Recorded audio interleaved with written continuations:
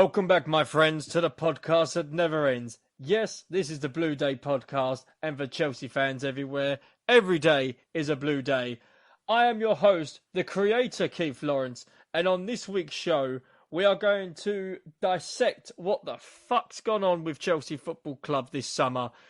Pre-season matches, not many transfers going on, and is the Todd Boehly era cracking as it seems?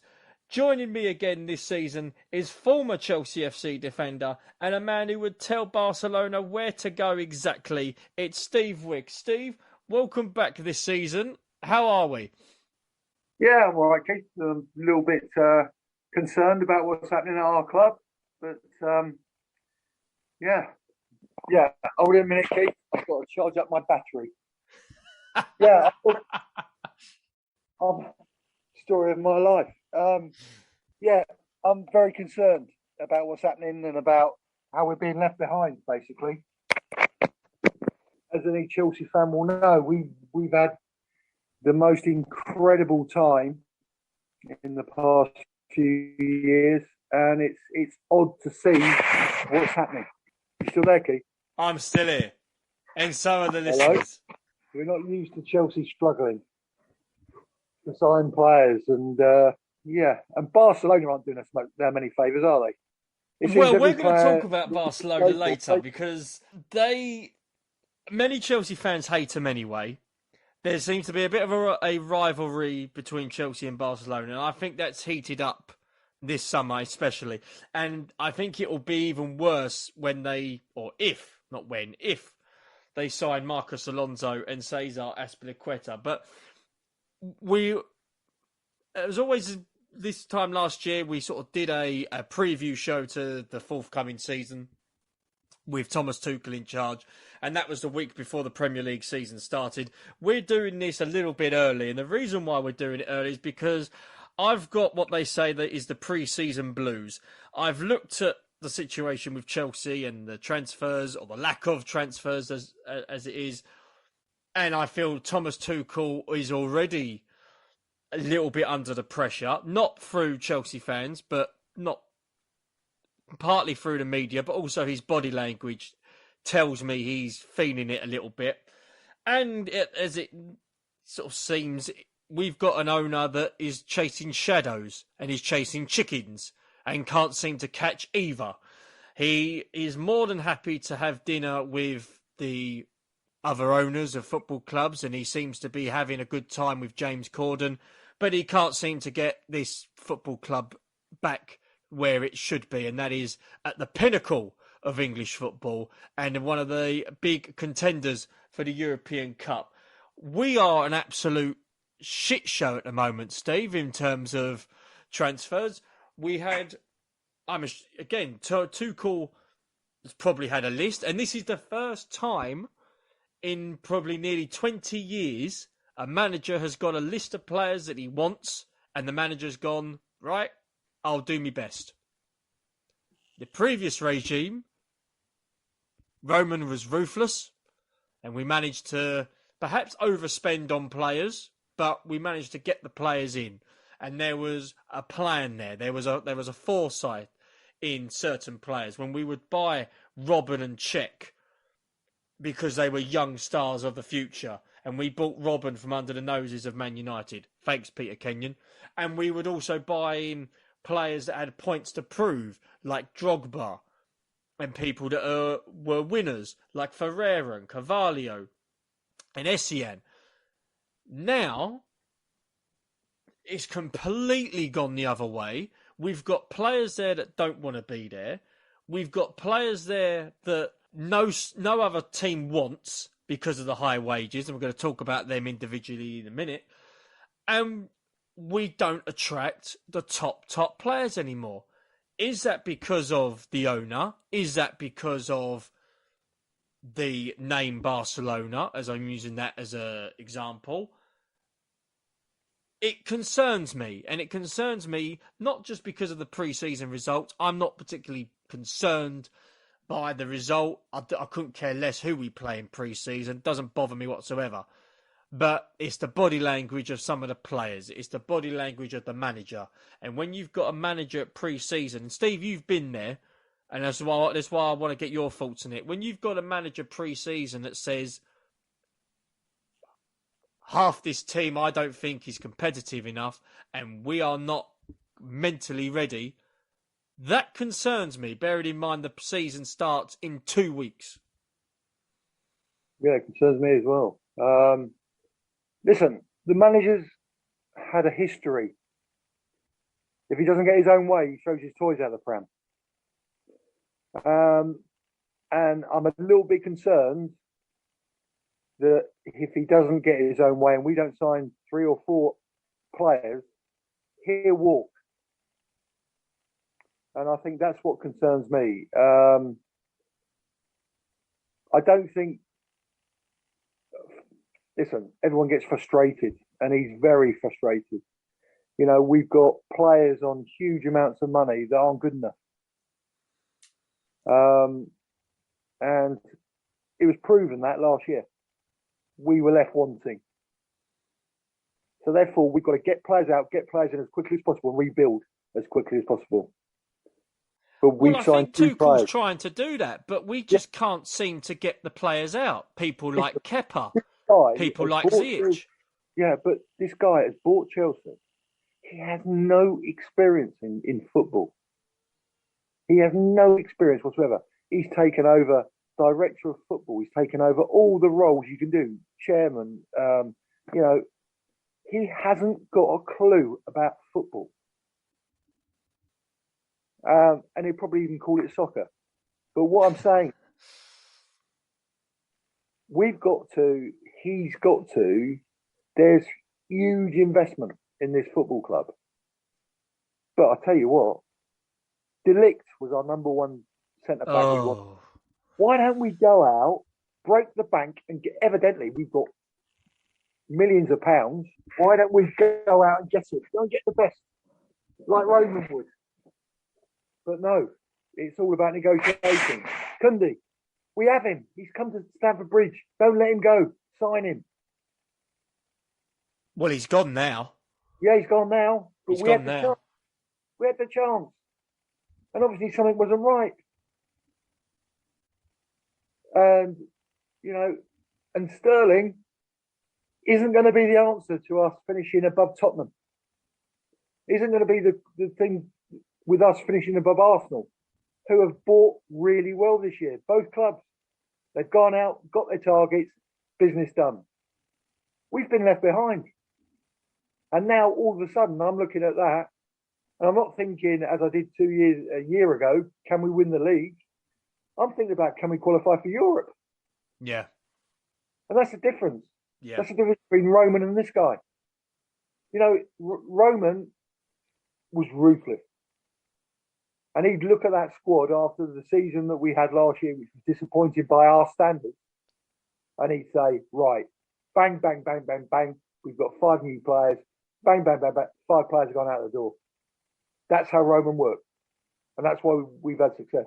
This guy is, to me, he's almost like on a surfboard and surfing through all the glory of taking over Chelsea Football Club without doing the business. But he's sacked every person and he's taken up their roles. What right is someone that has nothing to do with football whatsoever got to all of a sudden be involved in transfers, be involved in this, be involved in that? Honestly, it's the American way. There's been one success of American owners, and that's been Liverpool. The rest have been absolute disasters. Disasters. And that's what concerns me. What also is concerning, when you talk about being ruthless and you talk about players coming and going, I was very much expecting a lot of players out and quite a number of players coming in. You had the likes of Conor Gallagher, who seems is going to be in the first team picture this season. You've got the lad Broja, who was close to joining West Ham. It seems Tuchel really wants him. And it seems he looks like he's going to be staying. Whether or not he'll be the first choice striker, I don't know. Well, But I'm thinking, casting my mind back to 2003, 2004, when we would sell players on, all right, might not have been for great money, but we would sell players on, we would allow players to leave because we would get better quality in. I was expecting us to do that this season. We haven't done that. We've brought in Sterling, who I'm not his biggest fan. I think he's a decent signing, not someone who I would buy, but Man City are probably rubbing their hands together knowing that they've got the price that they got for him. And Koulibaly seems a decent defender, but 31 years old. That's really has he reached his peak? Yeah, I'll tell you what age, if you had them together, are our two centre backs? If you had them together, what age are they? 78? 78. Mm. 68? 68. If you had them both, with all due respect, if you want to win the Champions League and you want to do it, you've got to go out and you've got to get the best. And with Sterling is a good signing for 47 million, but he's not a good signing in our forward line. I partly disagree with that because, again, I'm not Sterling's biggest fan. I'm not going to have a foam finger with Sterling on it or anything like that when it comes to the new season. But he's better than what we've got in terms of wingers. He's better than Ziyech. He's better than Pulisic. He's better than Hudson-Odoi. But is he somebody who's going to be the difference between us winning the league or not? No, he's not. No. And don't forget the other one, Werner. He's not a winger. He just gets offside a lot. But we're going to talk about him in a minute because he potentially could be off. So that would be an interesting one as well. But why don't we offer our players in deals? Well, we've tried doing that, and Werner was one of them. We tried to get the right back who's gone to PSG. Yeah. And PSG are not really after a first choice right back because they've got Hakimi, but they were after the lad from RB Leipzig. His name, I can't remember, so forgive me, but we tried to sign him at the 11th hour, and that happened. That has quite happened a lot this season. And we tried to throw in Werner into it. Werner apparently wants to go. Leipzig said no. So we seem to. But they can't believe their luck. They, I just find I'm just like you and like every Chelsea fan. I see other clubs moving on, and we've done nothing. We've signed Sterling.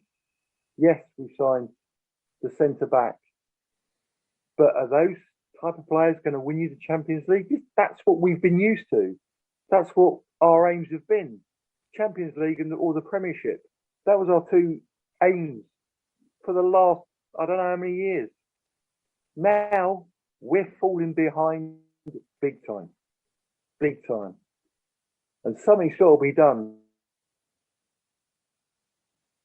Because otherwise, we're going to be like Man United were last year.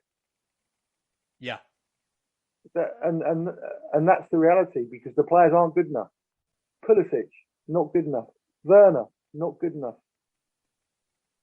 I mean, we've still got, and again, I'm not disparaging their ability, and they've obviously got far more football knowledge than I have, but we've still got players like Barkley on the books. We've got players like Emerson. We've got players like Michy Batshuayi. Batshuayi, I was a big fan of when we first signed him. I thought he was a fabulous striker. Scored some great goals for us under Conte. He's been on loan for the last 3 years. He's back in the squad. He's been featured in pre-season. Many Chelsea fans who I've spoken to that have seen him in matches think he's not good enough. Why have we playing him? And that seems to be the question. If Tuchel doesn't rate these players, why is he playing them in pre-season?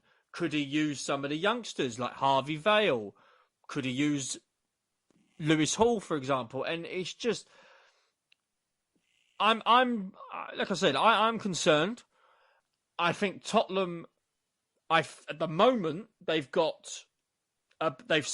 believe they've got a better manager than us, but I think we've still got a better squad, but time will tell if Tottenham could finish above us. Keith, Keith, Keith, Keith, I'd like to interrupt you there because I'm telling you, what wins games? Goals. Goals power. So you're telling me that our forward line is better than Tottenham's forward line at the moment? No, I said our overall team. I think our overall team is better. I didn't say our forward. Our forward line at the moment is the shit. But what I'm saying, Keith, is you can have a good back four, you can have a good midfield, but if you're not putting the goals away, you will never win anything. And we haven't got anyone that's got to double figures in the last 2 or 3 years. As I said to you, we used to laugh about it. We won the Champions League final when our leading goal scorer had 9 goals. We've got no firepower whatsoever. The difference between Tottenham and us is they've got 2 players that between them will probably 2/3 of goals scored. Well, I think we'll have to wait and see. You know, we've got Tottenham. I believe it's our first home game is against Tottenham, so that'll be interesting in August. But we'll talk about players that potentially leaving and ones that really should leave. Kepa's been linked with a move to Serie A, to Napoli. Werner's been linked with going back to Germany. He's been linked with Newcastle, which I thought was kind of funny. Hakim Ziyech has been linked with AC Milan. We've got a lot of players being linked, but obviously nothing concrete.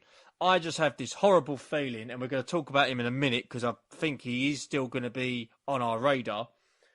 I've just got this horrible feeling we're going to end up panic buying on the last day of the transfer window. I think there's going to be about 8 to 10 players leaving, and we're trying to probably sign 4 players within minutes of the deadline closing. That's my concern. Now, fellow Chelsea supporters, the Blue Day podcast is now sponsored by Manscaped. They are the best in men's below-the-waist grooming, and their products are precision-engineered tools to deal with your family jewels. Manscaped Performance Package is the ultimate men's hygiene bundle. This includes the Lawnmower 4.0, more powerful than the lawnmowers you get in B&M's or Morrison's. It is a fantastic product that doesn't cut, it glides through. The Weed Whacker ear and nose hair trimmer helps reduce nicks, snags and tugs in those delicate nose holes. This one is a winner in the Lawrence household, I can tell you. Plus, we have the Crop Preserver and the Crop Reviver Ball Toner. This changes the way you approach your hygiene routine. You put deodorant under your pits, why not on your sack? Manscaped even throw in 2 free gifts in their performance packages. The Manscaped Boxers and the Shed Travel Bag. Bring your comfort and boxers to another level. Gentlemen, it's time to take care of yourself ahead of the new football season. Go to manscaped.com and get 20% off plus free shipping when you put in the code BDP.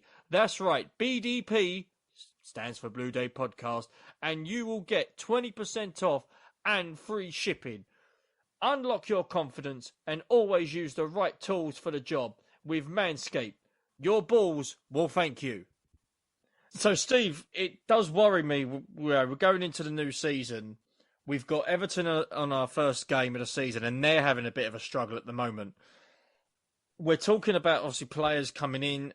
As of recording this today, I don't know whether you've seen it, Steve, but we're linked with 2 players from the Premier League. One, Wesley Fofana from Leicester City, the centre-back. And I groan because this is going to be a terrible signing if we do get him, is Wilfried Zaha from Crystal Palace.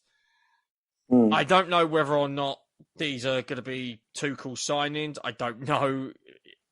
At the moment, I don't know anymore. At least with Roman, we knew where we stood with transfers. But Steve, what's your take on them sort of 2 players? Do you think they would make a big difference to Chelsea? To me, I look. There's one player that I take a gamble on at the moment because I do think we lack creativity in midfield, and we lack his type of play. I'd like to see Tielemans If I was going to go for a Leicester Yeah, player, yeah. mind you, he's not a bad player. The centre back, he's not a bad player. And sometimes, your most successful signings are those that come out of left field, um, and they can become very good players. But they don't. We've been used. This is what I'm trying to say with Chelsea. We've been used to signing superstars. But having said that, the signings under Frank and the signings that were brought into the club were probably the worst bunch of signings I think we've ever signed. That's debatable. I don't think there's one player that has come in and really, the likes of Pulisic, ordinary Premier League player, Zelic, ordinary Premier League player, Werner, very ordinary Premier League player. And Well, even if you, Lampard did bring in Silva, and he did bring in oh, Havertz. listen, the one thing that, as I said to you, if I could bottle it and sell it, it'd be his DNA about being a centre back, because he is probably the best in the world when he's fit now, let alone what he was like when he was 28, 29. Without doubt, a great signing. But the signings around him have been poor. And we still haven't got one player in our team that you could look at and he'd be your talisman, a Salah or a centre forward that will score you 20, 25 goals a year. We haven't got that player.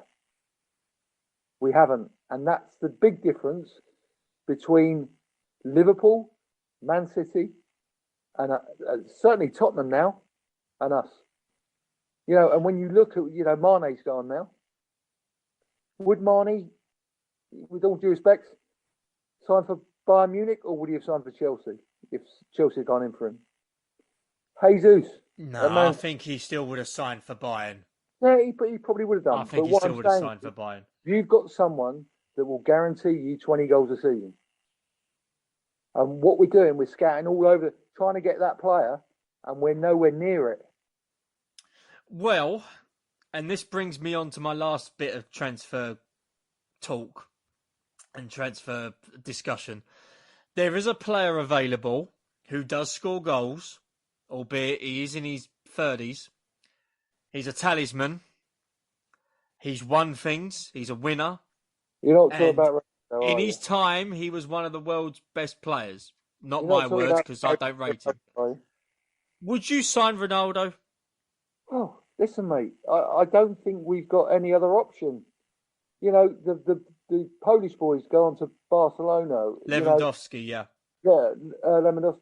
There isn't those players out there that are going to score you those goals. And if you look at him as a one-season signing till you find that player, then in a struggling Man United team, he scored, I don't know, how many, got 18 goals last season, didn't he? Or, I believe so, yeah. And he's dedicated. And he is a player. But with him also comes problems. But I don't think we're in a position where beggars can't be choosers. I think we've got I'm looking at the Chelsea team now, and I'm thinking, Sterling is not the most confident player in the world, right? If he misses a few chances, it gets worse. So if he starts off slow and he doesn't get the goals that, we need that person or people within our club that are going to pull everyone together and put it together and be leaders.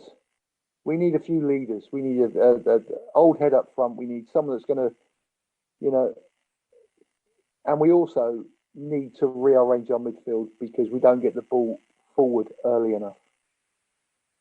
Jorginho, I look at him, I think to myself, would I have let him go? I probably would have done. And I'd probably look at people like Tillemans and other players like that who are what I call box to box midfield players. Jorginho is not a box to box midfield player. He's not, and we need those players. I was just going to say, Steve, there's one more player that's been in the mix, and he's one who, sort of, since we last spoke on the show, has come up as a potential target, and it seems like his club want to get rid of him because allegedly they need the money, although they spending money on Tom, Dick, and Harry. He doesn't want to go to the club he's been long linked with, whether that's because of the state they're in at the moment. But Frankie de Jong's name's been mentioned. Now, a lot of Chelsea fans don't want to deal with Barcelona. They don't want nothing to do with them.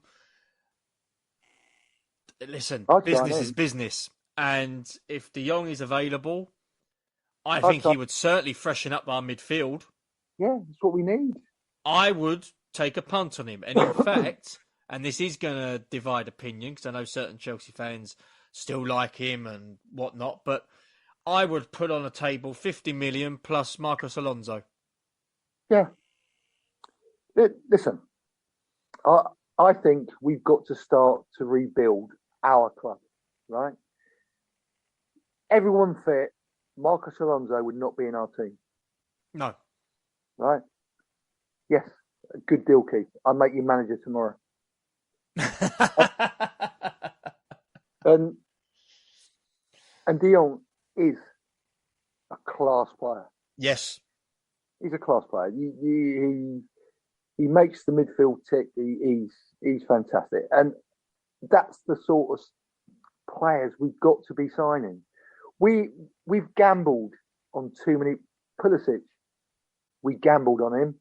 We paid a lot of money for him, and the gamble hasn't paid off.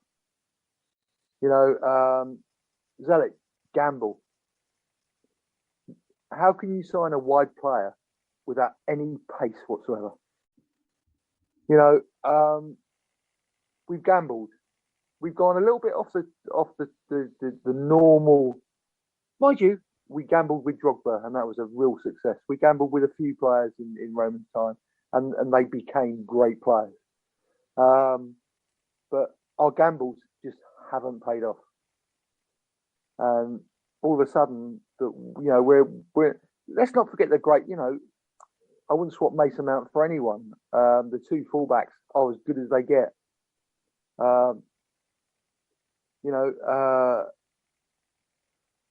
But then you start to look, and the centre back's great, but unfortunately he's 37, 38. But he's great.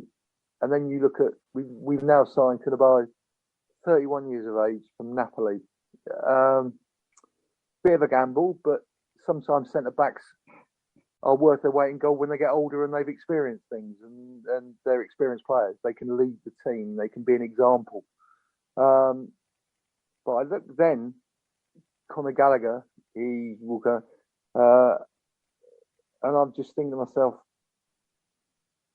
well, there's a lot of very, very ordinary players around. Havertz, don't get me wrong, you know what I think of Havertz. I think Havertz is going to be a superstar.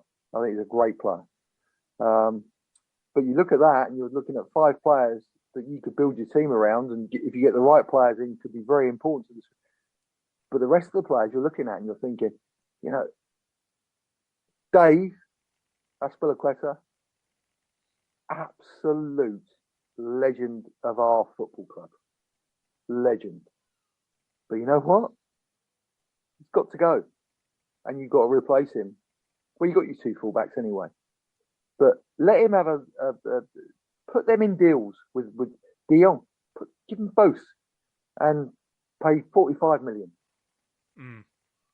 But get a class player in. Get almost a world-class player into your club, because that's what we need, because we haven't got many of them anymore. Because I do believe our squad is weaker than last season at this moment in time. We're going downhill big time. In terms of strength in depth, we're going downhill big time.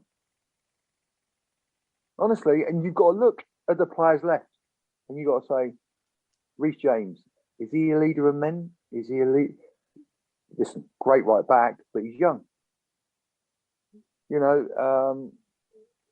Mason Mount had a bit of an in and out season last year. Mason Mount, have you surrounded him with players that will help him, bring him through this and get him playing like he did do?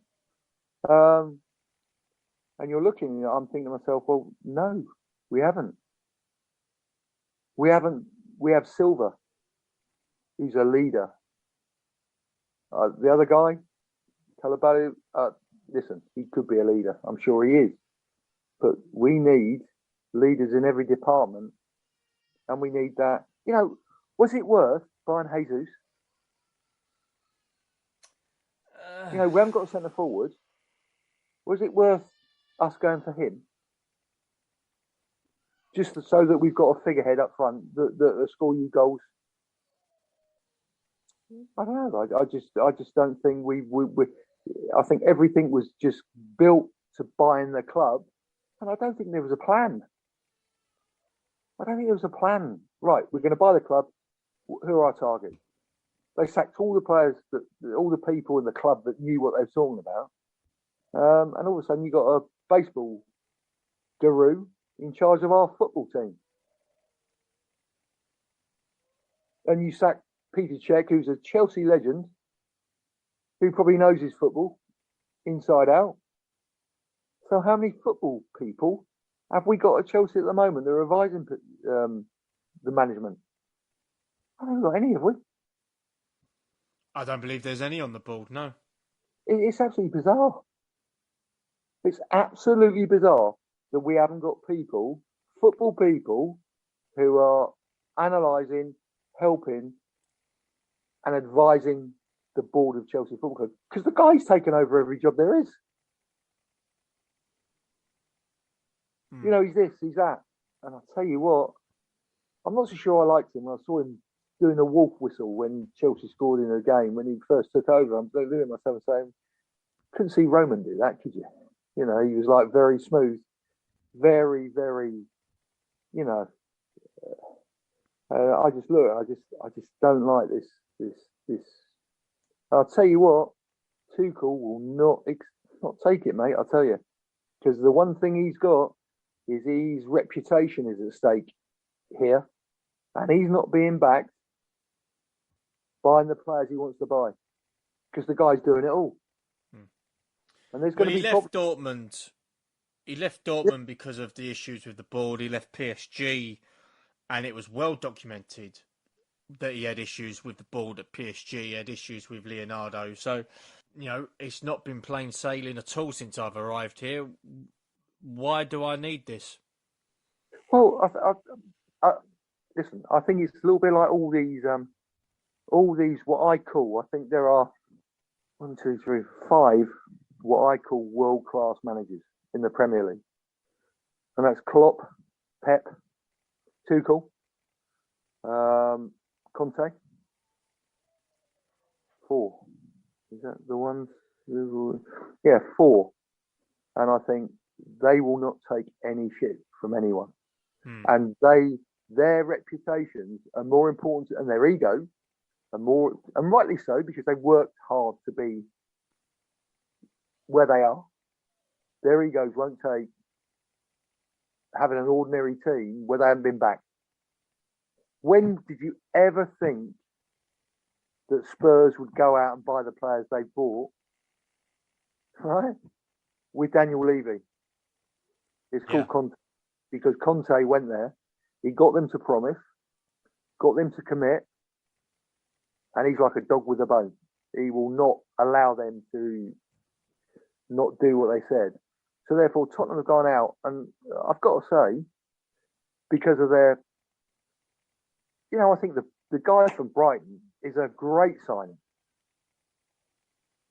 And I think I'm looking at and you've got your goal power up front, and we're being left behind by Tottenham, which to all Chelsea fans, that to me is the biggest. Oh, I hate that thought. But I'll tell you what, if we were to play first game of the season, Tottenham, I think we'd win. Yeah. And that's a sad. indictment of where we are. Before And we I'm play very, Tottenham, we have got Everton to think about, and yeah, I know, but I'm quite we've happy with Everton because I think Everton. God, I feel absolutely. Frank has gone into a well. I don't know what he's gone into, and but that's a big club, and it was always a great place to play, and the fans were brilliant at Everton, and I've got a special place in my heart for them, and I fear for them. yeah. I fear for them this year. I'm looking at Bournemouth. I don't think that they No, Scott Bournemouth are Parker. screwed already. Bournemouth are He's a screwed no already. backing at all. Who No, have they signed that can keep no one. Bournemouth? Really? Absolutely no. So I look at that and I think, well, and then I look at, I'm thinking, who else? You got to look at Brentford. So many times in the second year, it becomes a disaster. They have a good first year, and then the second Well, I year think they are going to miss Ericsson badly, oh Brentford. yeah, They are going to miss Ericsson badly. yeah, that could have been a little punt for Chelsea. He's up the road at Brentford. He loves London.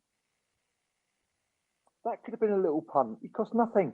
He was the best player on the pitch when we played Brentford. Yeah, it Yeah. cost nothing. But we're not looking at that because this guy, in charge of Chelsea Football Club, it's all about his ego. His ego. He wants to do.